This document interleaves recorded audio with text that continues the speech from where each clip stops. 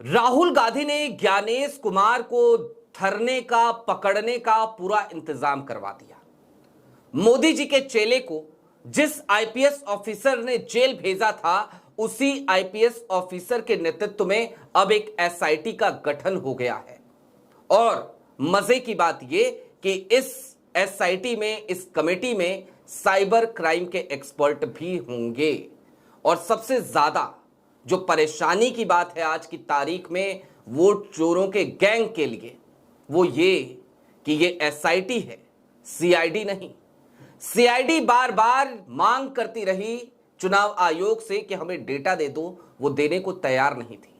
और शायद इसी वजह से अब एक मास्टर स्ट्रोक चल दिया कर्नाटक की सरकार ने, और राहुल गांधी ने पूरा बंदोबस्त कर दिया है कि ज्ञानेश जी, आपको इस्तीफा तो देना ही पड़ेगा। नमस्कार, मैं स्वप्निल और आप मुद्दा देख रहे हैं। दोस्तों, आगे बढ़ें उससे पहले एक छोटी सी अपील है। मुद्दा इन दिनों एक गंभीर आर्थिक संकट से जूझ रहा है। एक तरफ हमारे मेन बैंक अकाउंट बीते कई महीनों से फ्रीज चल रहे हैं, तो दूसरी तरफ हालात ये कि हमारे 2.5 साल पुराने चैनल को हमसे छीना जा चुका है।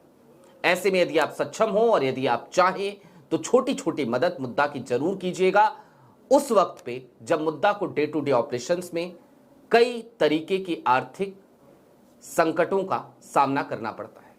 इसके लिए आप स्क्रीन पर दिख रहे क्यूआर कोड या फिर के नीचे दिख रहे यूपीआई नंबर का इस्तेमाल कर सकते हैं। अब दोस्तों आगे बढ़ते हैं, और आपकी स्क्रीन पर एक खबर है। इस खबर को जरा गौर से देखिए। देश के सबसे तेज चैनल की तरफ से यह खबर आई है, यानी कि आज तक की तरफ से। आज रविवार का दिन है और खबर आलन क्षेत्र में वोट चोरी के आरोपों की जांच करेगी एसआईटी। कर्नाटक सरकार ने बीके सिंह की अगुवाई में बनाई टीम। अब ये बीके सिंह कौन है? बीके सिंह दरअसल कर्नाटका के क्रिमिनल इन्वेस्टिगेशन डिपार्टमेंट के अतिरिक्त महानिदेशक हैं बीके सिंह। लेकिन बीके सिंह की पहचान सिर्फ इतनी ही नहीं है। बीके सिंह वही पुलिस अफसर हैं जिन्होंने मोदी जी के एक चेले को, जो कई तरीके के व्यभिचार के आरोपों में घिरा था, उसे जेल भिजवाने का काम किया। नाम याद आ गया होगा आपको। नहीं याद आया तो याद दिला देता हूं। नाम था प्रज्वल रेवन्ना। वही प्रज्वल रेवन्ना जो देश छोड़कर भी काफी समय तक फरार रहा। लेकिन ये बीके सिंह ही थे। ये बीके सिंह की कार्यकुशलता ही थी कि प्रज्वल रेवन्ना ना सिर्फ वापस आया, बल्कि उसके ऊपर आरोप तय किए गए और वो आज की तारीख में सलाखों के पीछे है। ये वही प्रज्वल रेवन्ना था जो लगातार महिलाओं का शोषण किया करता था और जिसके लिए देश के प्रधानमंत्री नरेंद्र मोदी, जो बेटी बचाओ बेटी पढ़ाओ का नारा देते हैं, वो चुनाव प्रचार करते हुए नजर आए थे। वो प्रज्वल रेवन्ना सलाखों के पीछे गया तो उसके पीछे बीके सिंह थे। लेकिन ये एसआईटी सिर्फ बीके सिंह तक ही सीमित नहीं है। 2 वरिष्ठ आईपीएस अधिकारी हैं साइबर क्राइम और स्पेशल इंक्वायरी डिवीजन के। दोनों के नाम हैं सईदुलु अदावत और सुभनविता। एक सुभनविता जी जो हैं वो स्पेशल इंक्वायरी डिवीजन के वरिष्ठ आईपीएस ऑफिसर हैं, और सईदुलु अदावत वो साइबर क्राइम डिपार्टमेंट के वरिष्ठ आईपीएस अधिकारी हैं। और अब ये एसआईटी का गठन हो गया है। और गठन क्यों हुआ है? आपको याद है ना राहुल गांधी की हालिया प्रेस कॉन्फ्रेंस, आलन सीट का मुद्दा, वही मुद्दा या फिर वही मामला जिसकी जांच अब तक सीआईडी कर रही थी।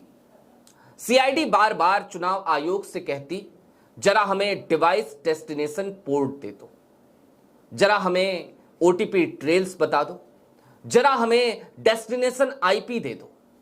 लेकिन जब भी सीआईडी चुनाव आयोग से कुछ मांगती, चुनाव आयोग हर बार चिट्ठी पे चिट्ठी लिखती रही सीआईडी। चुनाव आयोग हर बार हर मांग को ठुकराता रहा, कान में रुई डालकर बैठा रहा। क्या राजीव कुमार और क्या ज्ञानेश कुमार, दोनों की कार्यशैली एक जैसी है, थोड़ा सा बस अंतर। राजीव कुमार की आंखों में थोड़ी सी शर्म थी, लेकिन ज्ञानेश कुमार तो बेहयाई के साथ, बेशर्मी के साथ, ढिठाई के साथ प्रेस कॉन्फ्रेंस करते हैं। आपको याद है ज्ञानेश कुमार ने पिछली प्रेस कॉन्फ्रेंस रविवार के दिन ही करी थी। हर कोई चौंक गया था।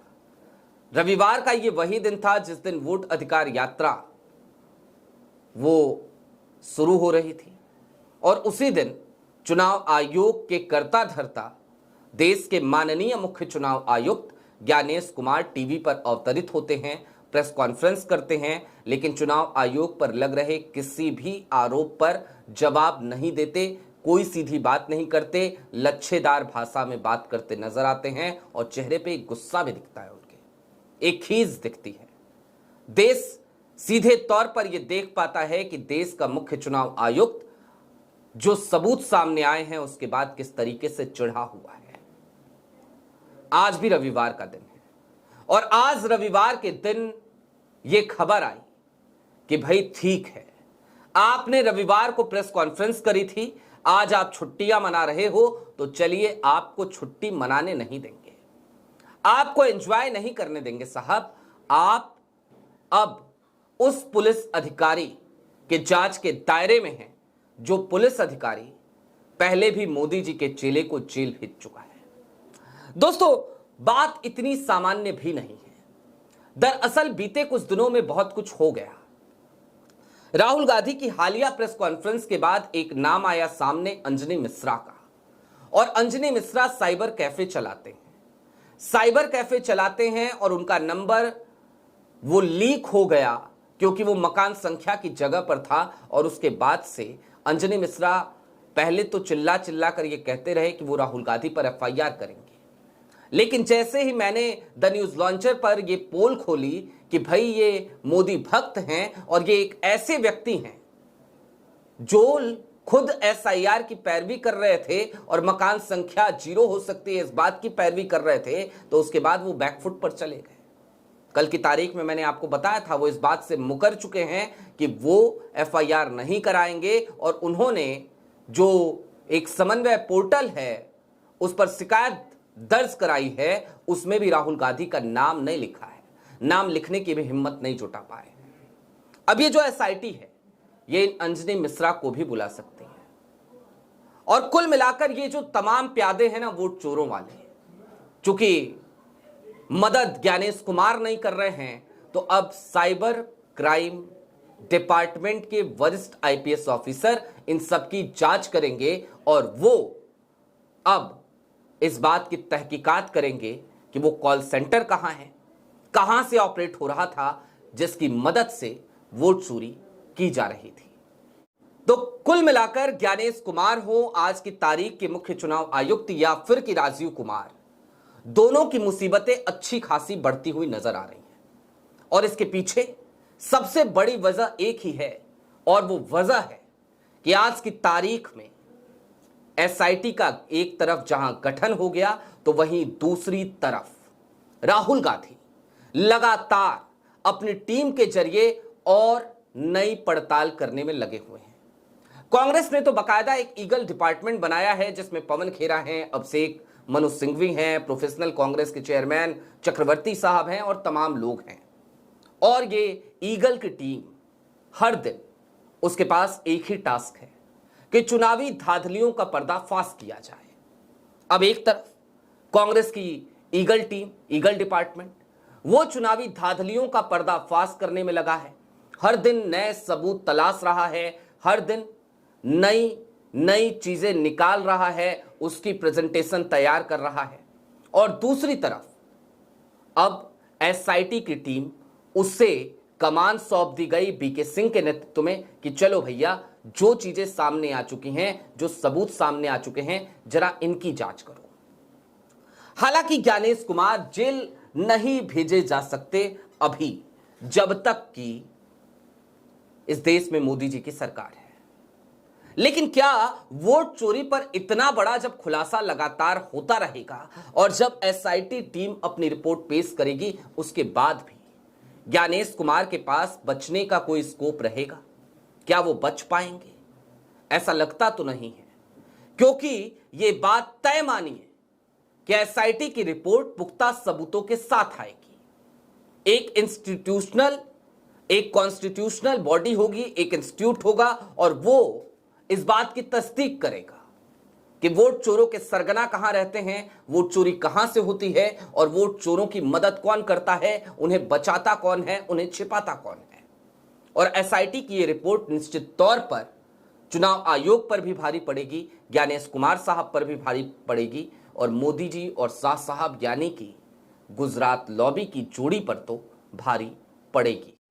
दोस्तों, कुल मिलाकर ज्ञानेश कुमार की मुसीबतें हर गुजरते दिन के साथ अब बढ़ती जा रही हैं। आपकी क्या राय है, हमें कमेंट बॉक्स में जरूर बताइएगा। अभी के लिए दीजिए इजाजत। चलते चलते फिर वही अपील, मुद्दा इन दिनों एक गंभीर आर्थिक संकट से जूझ रहा है।